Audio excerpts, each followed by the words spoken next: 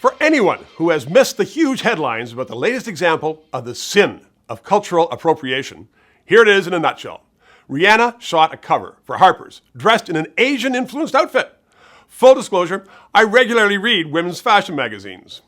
But some oh-so-proper North Americans were apoplectic. This dress was highly improper.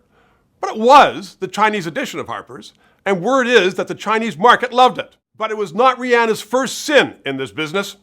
Last year, she dared to pose for the cover of Vogue with ultra-skinny eyebrows. One critic wrote that her Mexican-American heart was deeply confused and deeply annoyed.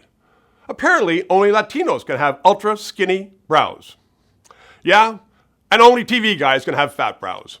How has our society devolved to this confused and nasty state?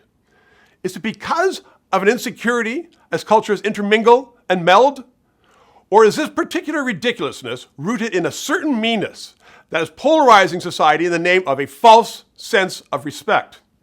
We have witnessed examples in Canada where some Halloween costumes can no longer be worn. A form of killjoy political correctness that has wormed its way into our psyche to the exclusion of fun and creativity. Now, before the social media world takes off to the stratosphere, I am not suggesting for a second that signs of prejudice or demeaning words or actions are to be tolerated. That should never be acceptable.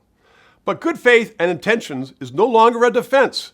In the court of political correctness, you're guilty and can never be proven innocent. But why do we allow some self-styled arbitrators of social justice to go unchallenged?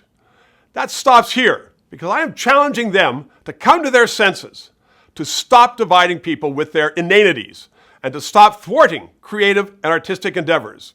We have a bit too much correctness that is not only taking all the fun away, but is pitting people against people, creating a society of grumps and sourpusses.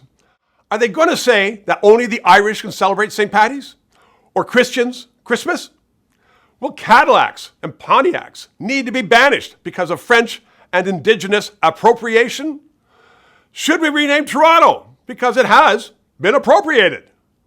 At a time when Western society should be using every effort to come together, let us be generous and tolerant of innocent error and ignore those whose main job seems to be policing the creativity and fun of others.